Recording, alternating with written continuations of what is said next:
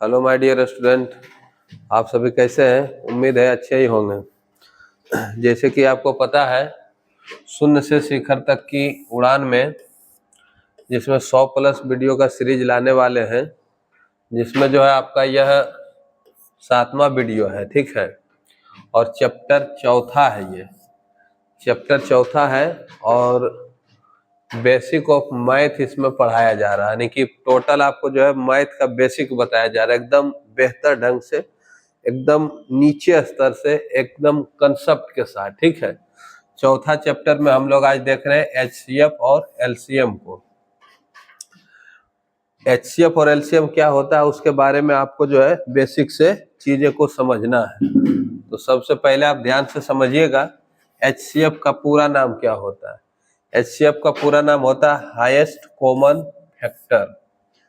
Highest common factor जिसको हम कहते हैं महत्तम समावर्त्य, और एलसीएम का मतलब होता है लोएस्ट कॉमन फैक्टर, और इसको हम कहते हैं लघुत्तम समावर्त्य।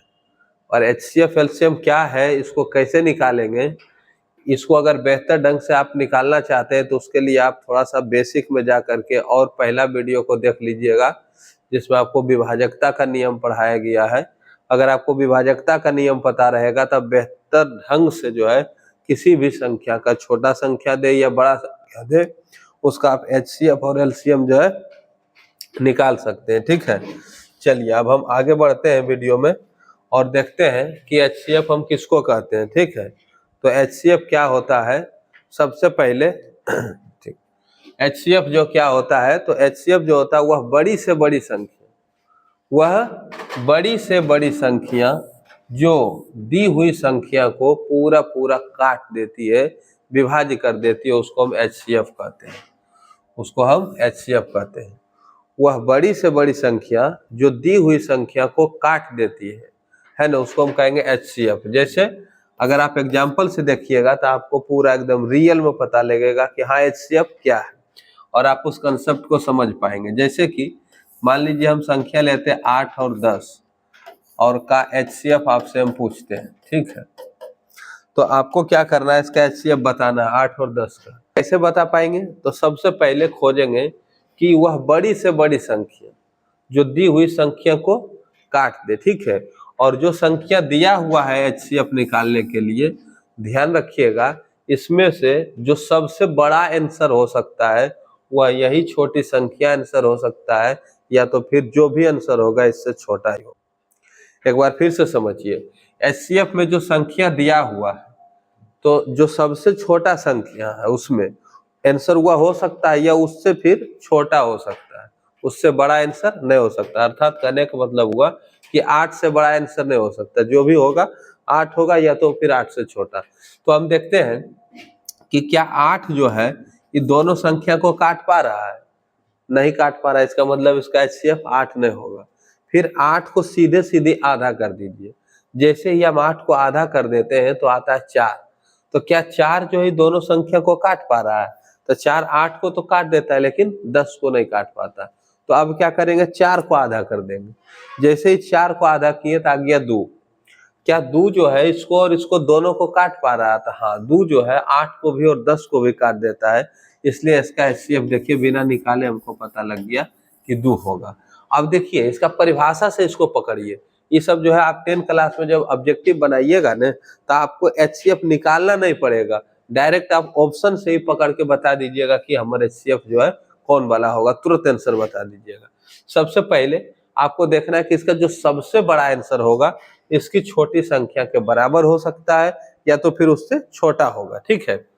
तो एचसीएफ जो है 8 को हम देखें कि 8 जो है दोनों संख्या को नहीं काट पाया, तो 8 से आधा कर दिए 4, 4 भी दोनों को नहीं काट पाया तो 4 से आधा कर दिए 2, और 2 जो है अब दोनों को काट दिया, इसका मतलब हुआ एचसीएफ 2 हो गया। अब आपको समझना है कि हम बोले थे वह बड़ी से बड़ी संख्या जो दी हुई संख्या को काट दे। तो देखिए 2 जो है वह सबसे बड़ी संख्या है जो ये दोनों संख्या को काट रहा है। 2 से बड़ा ऐसा कोई संख्या नहीं है जो 8 को भी काट दे और 10 को भी काट दे, आप देख लीजिएगा करके। 2 से बड़ा 3 है, 3 किसी को नहीं काटेगा। 3 से बड़ा 4 है, 4 8 को काटेगा, 10 को नहीं काटेगा, इसलिए 4 नहीं होगा आंसर। 4 से बड़ा 5 है, 5 10 को काटेगा, 8 को नहीं काटेगा, इसका मतलब 5 भी आंसर नहीं होगा। तो हमारा HCF 2 निकल गया। आपको छोटा छोटा हम एग्जाम्पल आपको दे रहे हैं, आप उससे पकड़ पाएंगे कि हमारा आंसर जो है की होगा, और आप बिना HCF निकाले हुए परिभाषा के माध्यम से ही अपना प्रश्न को तुरंत बना देंगे, पल भर में देखते के साथ बना दीजिएगा। जैसे कि 12 है और मान लीजिए 16 है, 12 और 16 का आपको HCF निकालना, ठीक है।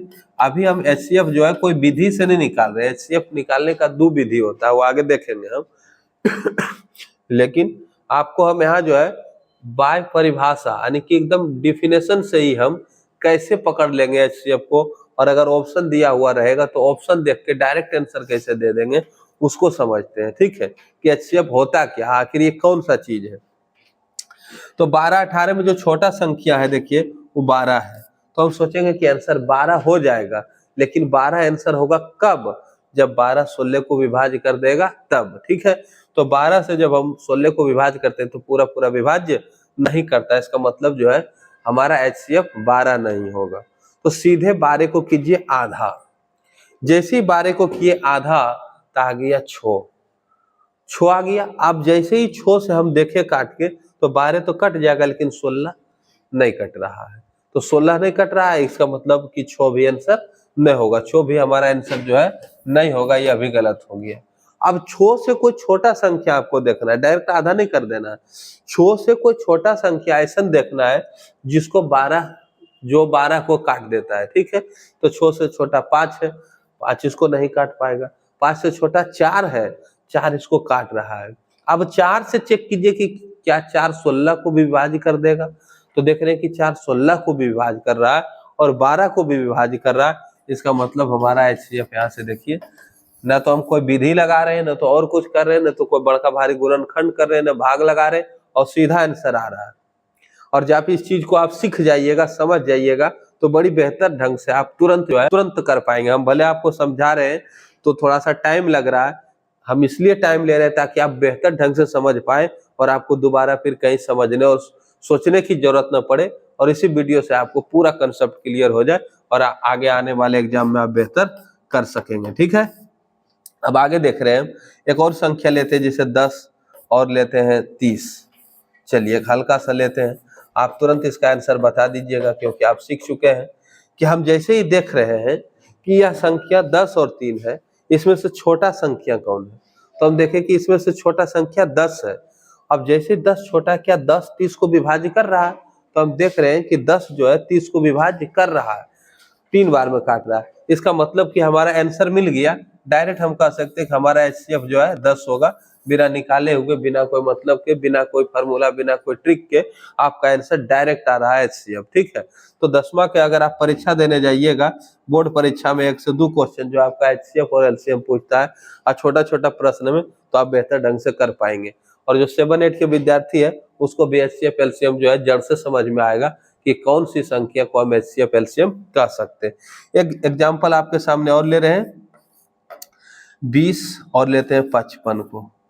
देखिए अब धीरे धीरे जो हम संख्या को बड़ा कर रहे हैं, ठीक है। अब ये ध्यान रखना है आपको कि ये सब ट्रिक जो है आपको उसी संख्या तक काम करेगा जहां तक आप पहाड़ा को पढ़ना जानते हैं, जहां तक आप बेहतर से कर सकते हैं। जब यह संख्या बड़ा बड़ा रूप में आ जाएगा तो फिर HCF निकालने की जो विधि है, एक भाग विधि और एक अभाज्य गुणनखंड विधि, उस विधि से हम ज्ञात करेंगे। फिलहाल हम आपको छोटा छोटा जो प्रश्न 10 में पूछता है, ऐसे ही छोटा छोटा प्रश्न पूछता है, उसका आप HCF कैसे दे पाएंगे तुरंत समझिएगा।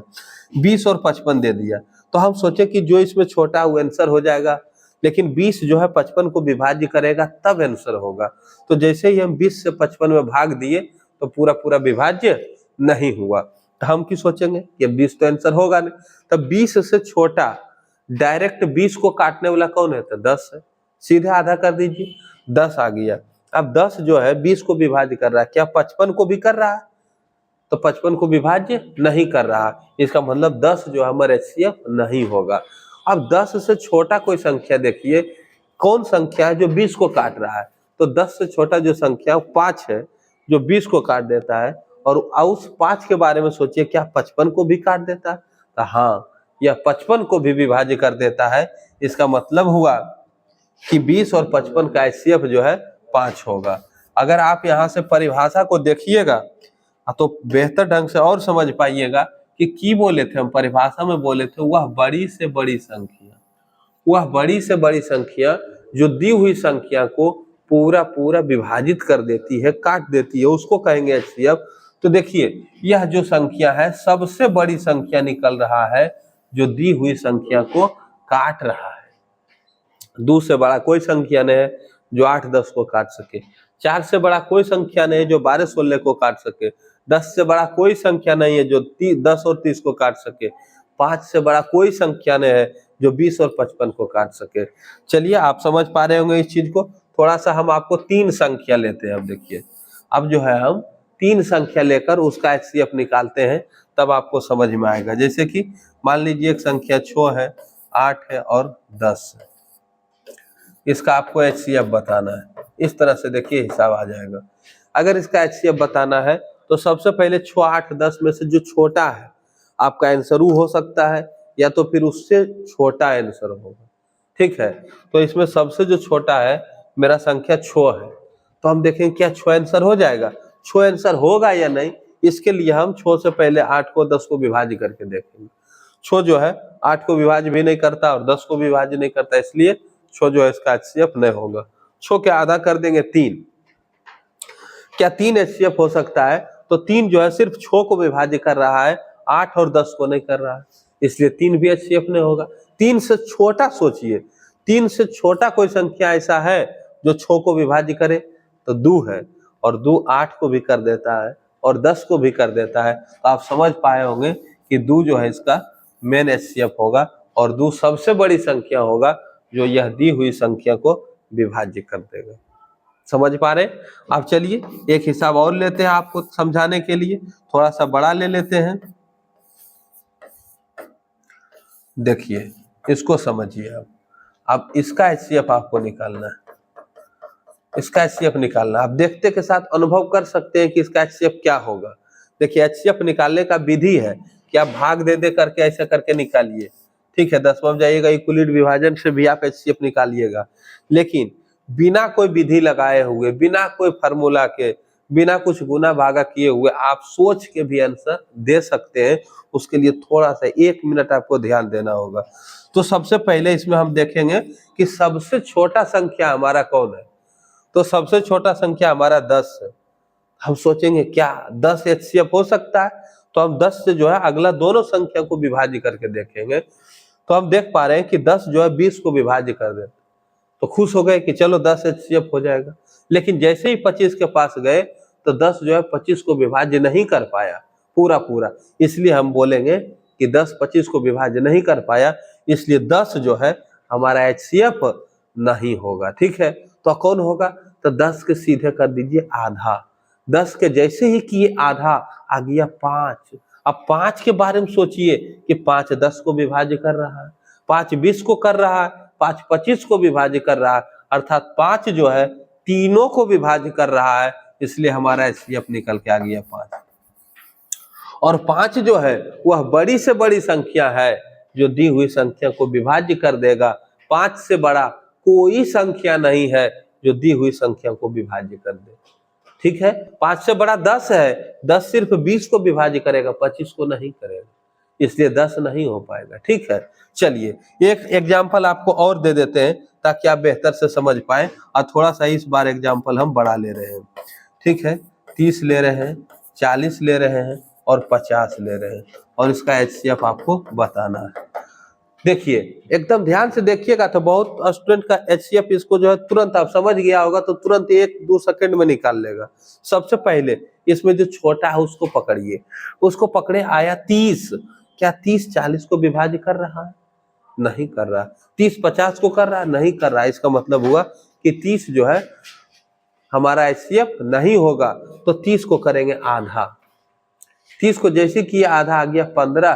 क्या 15 40 को विभाज्य कर रहा है? 50 को कर रहा है? नहीं कर रहा है। इसका मतलब 15 भी HCF नहीं होगा। फिर 15 से छोटा कोई ऐसा संख्या खोजेंगे, डायरेक्ट आधा नहीं करना है, 15 से छोटा कोई ऐसा संख्या खोजिए जो 30 को विभाज्य कर रहा है। 45 और 40 और 50 के बारे में मत सोचिए, आप सिर्फ 30 के बारे में सोचते रहिए।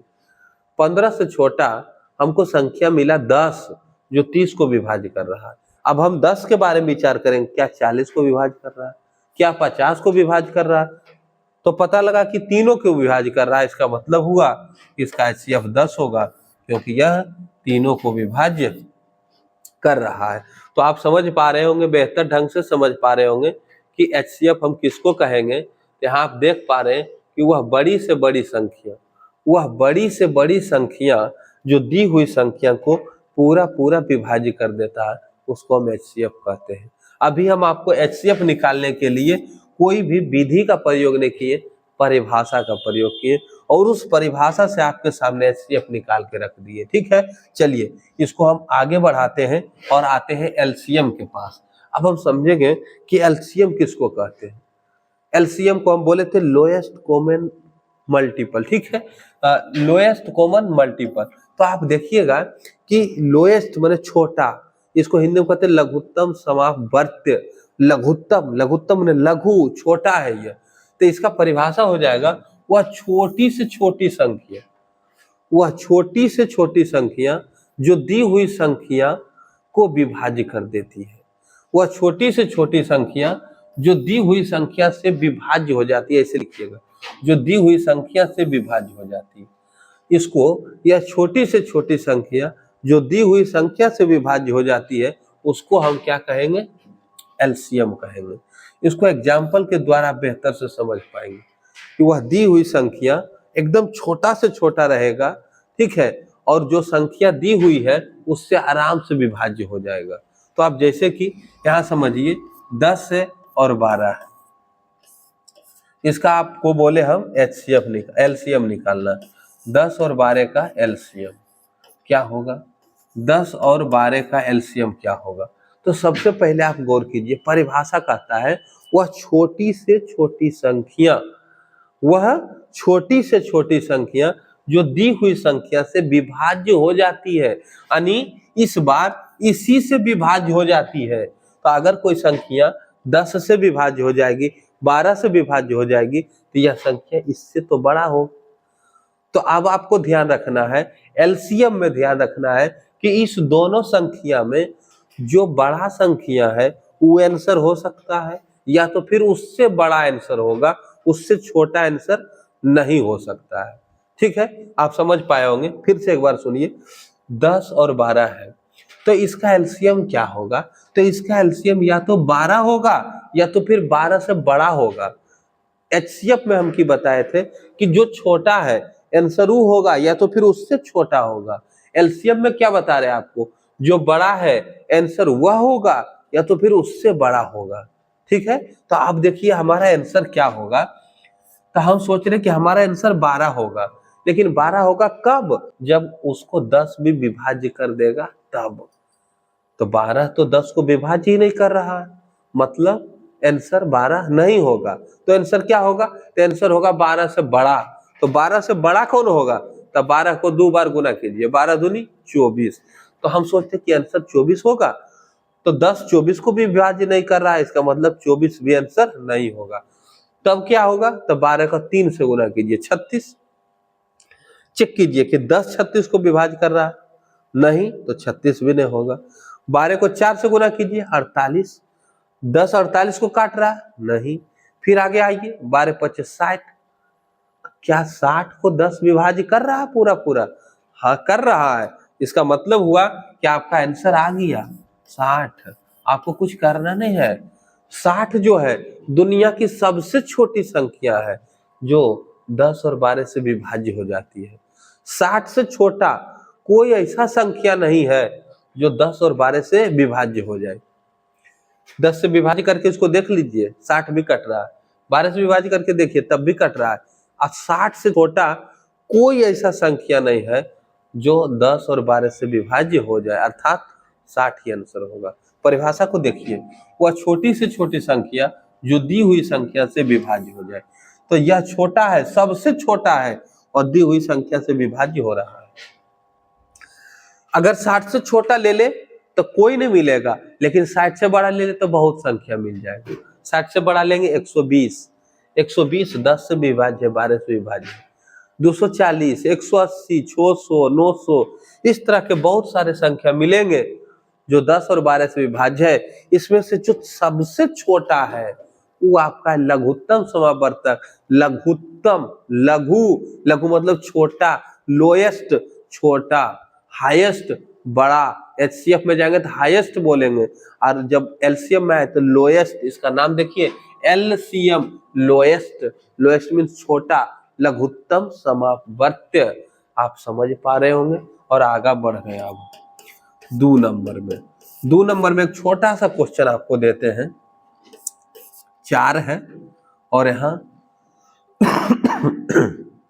10 है और का जो है आपको एलसीएम निकालना है। ठीक है, पहले आप परिभाषा को एकदम दिल खोल के समझ लीजिए, ठीक है, ताकि आप बेहतर से आगे बढ़ पाए। ठीक, 4 और 10 का आपको एलसीएम लेना है। 4 और 10 का जब आपको एलसीएम लेना है, 4 और 10 को जब आपको एलसीएम लेना है, ठीक है, तो हम क्या करेंगे, 4 और 10 के एलसीएम लेंगे। कैसे लेंगे, तो सबसे पहले समझेंगे कि जो बड़ा संख्या है वही मेरा आंसर हो जाएगा। ठीक है, तो होगा कब, जब इसको छोटा वाला संख्या विभाज्य कर देगा तब। तो 4 से हम देखें क्या 10 को विभाज्य कर पा रहा है, तो 4 तो 10 को विभाज्य नहीं कर पा रहा, मतलब मेरा आंसर 10 नहीं होगा। फिर 10 को 2 बार गुना करेंगे, 10 दूनी 20, तो 20 को क्या 4 विभाज्य कर पा रहा है, कर पा रहा है, इसलिए आंसर आ गया आपका, आपका एलसीएम आ गया 20। देखिए कितना मजा से आपका आंसर आ रहा है। इसी तरह से यदि आपको ऑब्जेक्टिव में, क्लास 10th के ऑब्जेक्टिव में इस तरह का क्वेश्चन बैंक आप पलट के देखिएगा, कहीं कहीं एक आध क्वेश्चन इस तरह का पूछ देता है, खटाक सा बना दीजिए आप, कोई देरी नहीं, कुछ एलसीएम एचसीएफ निकालना नहीं है, डायरेक्ट आंसर दे देना है। चलिए अब एक छोटा सा क्वेश्चन लेते हैं, 6 लेते हैं, ठीक है, और उसके बाद ले लेते हैं 30। देखिए एकदम हल्का सा क्वेश्चन दे रहे हैं, आप तुरंत बता दीजिएगा, 1 सेकंड में आप सोचिए कि आपका आंसर क्या आ रहा है। 1 सेकंड में अगर आप सोच लिए तो मिलाइएगा कि आपका आंसर सही आया गलत। हम बोले थे कि जो दोनों में से बड़ी संख्या है हमारा आंसर वही होगा, लेकिन कब, जब छोटी संख्या उसको विभाज्य कर देगा तब। तो क्या 6 इसको विभाज्य कर पा रहा, पूरा पूरा कर पा रहा है, इसलिए आपको आंसर खोजने की आवश्यकता नहीं है, आपका आंसर यही है 30। चलिए अगर यहाँ देखिए 6 है लेकिन यहाँ जो है संख्या 20 है और इसका एलसीएम पूछ रहा है, तब आप सोचिए क्या यह 6 जो है 20 को विभाज्य कर पा रहा है, नहीं कर पा रहा है, इसलिए हमारा आंसर 20 नहीं होगा। 30 क्यों हुआ, क्योंकि 6 30 को विभाज्य कर पा रहा था इसलिए 30 हुआ, और 6 20 को विभाज्य नहीं कर पा रहा है इसलिए 20 आंसर नहीं होगा। तो आंसर क्या होगा, 20 को गुना करेंगे, 20 दूनी 40, क्या 6 40 को काटेगा, नहीं काटेगा। 20 तिया 60, क्या 6 60 को काटेगा, एकदम काटेगा। 10 छक 60। चलिए आपका एलसीएम निकल के आ गया 60। इसी तरह से यदि 3 संख्या भी दिया हुआ रहे, 4 संख्या भी दिया हुआ रहे, तो आप बेहतर ढंग से एलसीएम निकाल पाएंगे। उम्मीद है कि आप समझ रहे हैं हिसाब को। देखिए अब हम हिसाब लेते हैं, 6 8 और 10 का एलसीएम आपको निकालना है। तो सबसे पहले इसमें बड़ी संख्या को देखिए, कौन है, 10। तो 10 जब बड़ी संख्या है मेरा, तो हम देखेंगे क्या आंसर 10 हो जाएगा। तो हम देखेंगे सबसे पहले काट के 6 से, कि 6 से क्या 10 कट रहा है, नहीं कट रहा, मतलब आंसर नहीं होगा। तब क्या करें, तो 10 को गुना कीजिए, थोड़ा सा 2 बार 20 आ गया। क्या 6 से 20 कट रहा है, नहीं कट रहा, मतलब यह भी आंसर नहीं होगा। थोड़ा सा और गुना कीजिए 3 बार, तो 30 आ गया। जैसे ही 30 आ गया तो सोचिए 6 विभाज्य कर रहा है 30 को, हाँ कर रहा है, तो ज्यादा खुश होने की आवश्यकता नहीं है, थोड़ा 8 से भी करके देख लीजिए। तो जैसे हम 8 से 30 को विभाज्य किए तो विभाज्य नहीं हुआ, इससे हम समझ गए कि हमारा 30 जो है नहीं होगा आपका एलसीएम। तो अब 30 के बाद क्या करेंगे, तो 4 बार गुना कर लीजिए 10 में, 40 हो गया, 40 हो गया। 8 से जब उसको विभाज्य कर रहे हैं 40 विभाज्य हो रहा है, लेकिन अभी 6 से नहीं हो रहा है। तो जब 30 आंसर नहीं हुआ था तो 40 भी नहीं होगा। आंसर होगा कब, जब तीनों से विभाज्य होगा तब। 40 के बाद आप 50 लीजिए तो 50 भी नहीं कटेगा। 60 लीजिए तो 6 काटेगा, 8 नहीं काटेगा।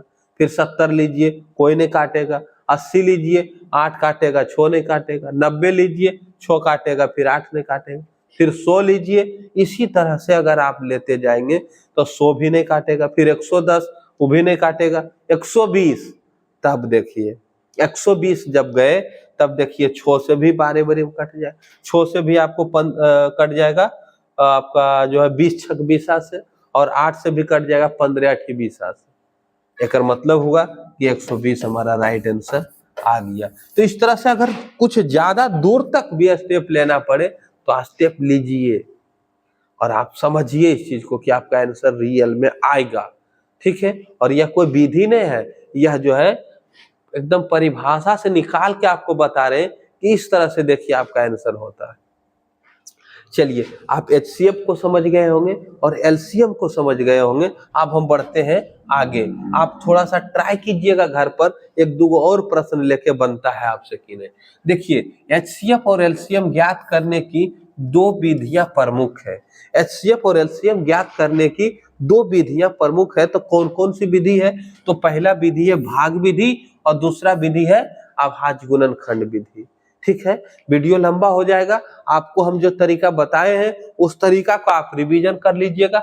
हम अगले पार्ट 2 में आएंगे, भाग विधि से HCF LCM निकालेंगे, और पार्ट 3 में जो है अभाज्य गुणनखंड विधि से HCF LCM निकालेंगे। और क्लास 10th में ये दोनों ही इम्पोर्टेंट है। क्लास 10th में दोनों इक्वलिट विभाजन में ये काम करेगा HCF निकालने में, और अभाज्य गुणनखंड विधि से स्पेशल प्रश्न पूछ देता है कि दी हुई संख्या का आप अभाज्य गुणनखंड विधि से HCF LCM निकालिए। तो दोनों विधि को हम अगले वीडियो में बेहतरीन ढंग से समझेंगे। लेकिन यदि आप अपने मैथ को मजबूत करना चाहते हैं, अपने एक्सपीरियंस को मैथ में बेहतर करना चाहते हैं, तो यह 7वां वीडियो है। इससे पहले जो वीडियो बनाया है इसमें आप देख लीजिए एक बार जाके, अपने बेसिक को पहले कंसेप्ट के साथ क्लियर कीजिए, फिर आपको धीरे धीरे स्टेप बाय स्टेप मैथ एकदम समझ में आने लगेगा और आप मैथ में भी बेहतर कर पाएंगे। ठीक है, अब हम कुछ होमवर्क आपको दे देते हैं। आप एक बार इसका HCF और LCM निकाल कर घर पर देखिएगा। एकदम आसान आसान सा प्रश्न दे रहे हैं, 4 और 12 दे रहे हैं। आपको HCF भी ज्ञात करना है, HCF और LCM ज्ञात करें, दोनों आपको ज्ञात करना है। ठीक है, करें। यहाँ आप HCF लिख लीजिएगा आंसर में, और यहाँ आप LCM लिख लीजिएगा। ठीक है, और इधर हम संख्या दे देते हैं। आप एक बार प्रयास कीजिएगा करने का, क्या आपसे हो रहा है कि नहीं। आपको कोई विधि नहीं लगाना, आपको अभी 2 विधि में से कोई विधि नहीं बताए, भले आपको इसमें से कोई विद्यार्थी जानते होंगे, लेकिन आपको ये चीज सीखना है, एकदम नया है, एकदम तरीका से सीखिए कि कैसे ऑब्जेक्टिव को हम डायरेक्ट बना देते हैं। ठीक है, 10 और 25 ले लीजिए, 8 और 12 ले लीजिए, 10, 12 और 15 ले लीजिए। ठीक है, इस तरह से आप 5 संख्या दिए हैं, 5 संख्या के आप HCF और LCM निकाल लीजिएगा। और यदि आप बढ़िया से निकाल पाते हैं इसको, तो हम समझ जाएंगे कि आप बेहतर ढंग से समझ गए हैं। और कमेंट करके बताइएगा कि 5 में 5 आपका बना है, कि 4 बना है, कि 3 बना है। और अगर वीडियो आपको अच्छा लग रहा है, समझ में आ रहा है, तो एक बारी लाइक कर दीजिएगा। और यदि आपको लगता है कि दोस्तों में इसको शेयर किया जाए ताकि उसका भी कुछ भला हो सके, तो आप एक बार शेयर भी कर दीजिएगा। चलिए, थैंक यू।